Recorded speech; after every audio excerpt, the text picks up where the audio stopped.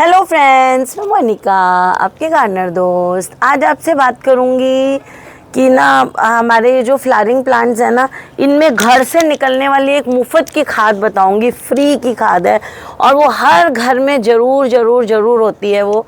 और वो आप अपने फूलों के पौधों में दें तो आपके फ्लावरिंग प्लांट्स को फ्लावर बूस्ट करने के लिए और कुछ भी देने की ज़रूरत नहीं है। कई ऐसे लोग हैं जिनके पास 5-10 गमले ही हैं, है ना, उनके लिए तो वो बहुत ही अच्छी है डाल, मतलब कुछ भी लेने की ज़रूरत ही नहीं है। और जिनके पास ज़्यादा गमले हैं उनको भी मैं उपाय बता दूंगी कि वो थोड़े से पैसे लग के उनको वो खाद जो है वो तैयार हो जाएगी।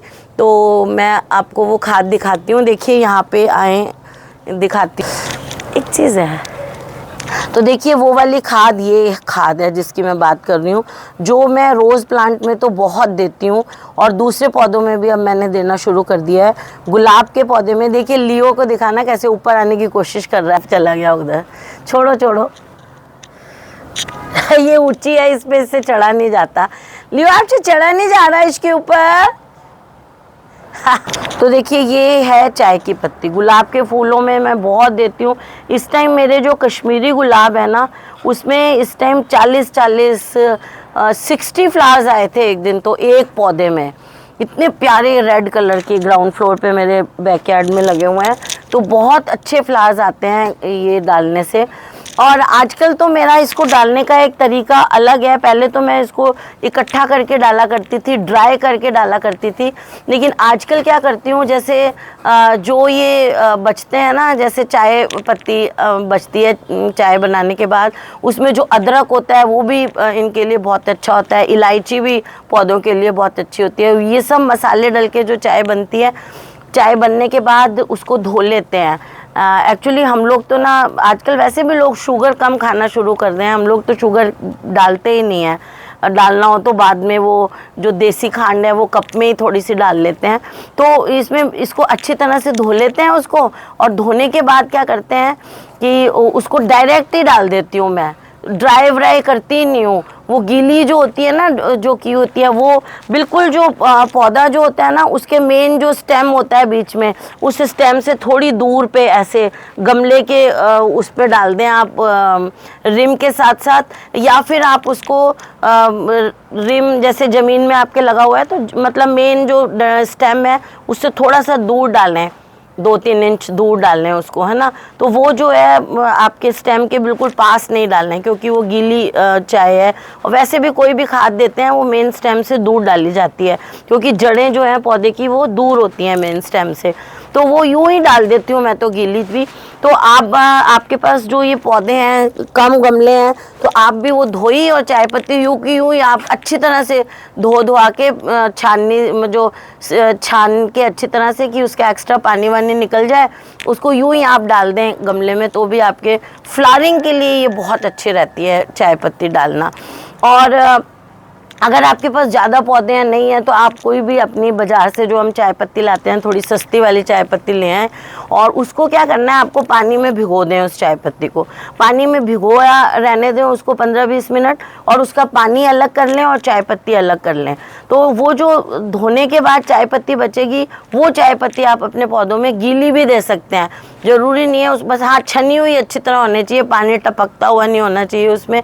वो चाय पत्ती आप अपने, जैसे 9 इंच के गमले हैं तो हर गमले में आप जो है वो 1-1 चम्मच जो है वो 1-1 1.5 चम्मच रिम के साथ साथ ऐसे फैलाते हुए डाल दें। फिर आप अपने पौधों में फ्लावरिंग देखना, और मुझे आगे किसी कमेंट में बताना आप लेटेस्ट वीडियो में, अगर आपके फ्लावर्स बहुत ज़्यादा आते हैं।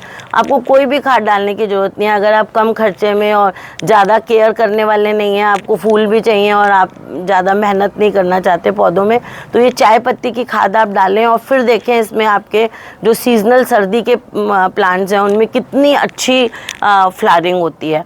एक और चीज़, अगर आप एज सच भी डालना, अच्छा वो जो पानी आपने छान के निकाला है, उस पानी को आप डाइल्यूट कर लें खूब सारा। जैसे एक हिस्सा वो पानी है तो उसमें 9 हिस्से दूसरे, 1 लीटर है तो उसे 10 लीटर बना लें या 10 लीटर पानी में उसको डाल दें और एक दिन पड़ा रहने दें उस पानी को, और नेक्स्ट डे वो पानी भी आप अपने पौधों में थोड़ा थोड़ा डाल सकते हैं।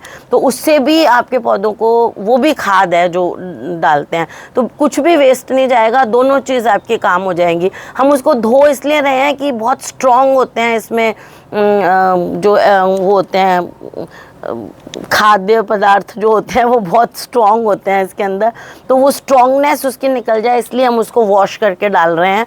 और अगर आप ऐसे ड्राई भी डालना चाहते हैं तो ऐसे थोड़ी थोड़ी इतनी इतनी सी, आप 9 इंच का गमला है तो इतनी इतनी सी आप ड्राई भी डाल सकते हैं रिम के साथ साथ।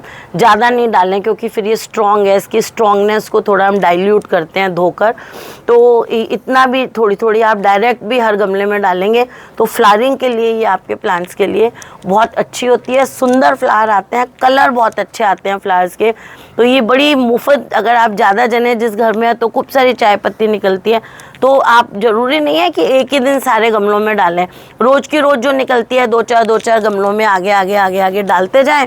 फिर जब सारे गमले पूरे हो जाएं, फिर जब नेक्स्ट और निकलेगी फिर उसको नंबर 1 गमले से देना शुरू कर दें। 10 गमले हैं, पहले 3 में दे दिया, अगर कम निकली है अगले दिन अगले 3 में, ऐसे कर लें, फिर दोबारा से साइकिल शुरू कर दें। तो इस तरह से आप चाय पत्ती की खाद अपने पौधों में डालते जाएं।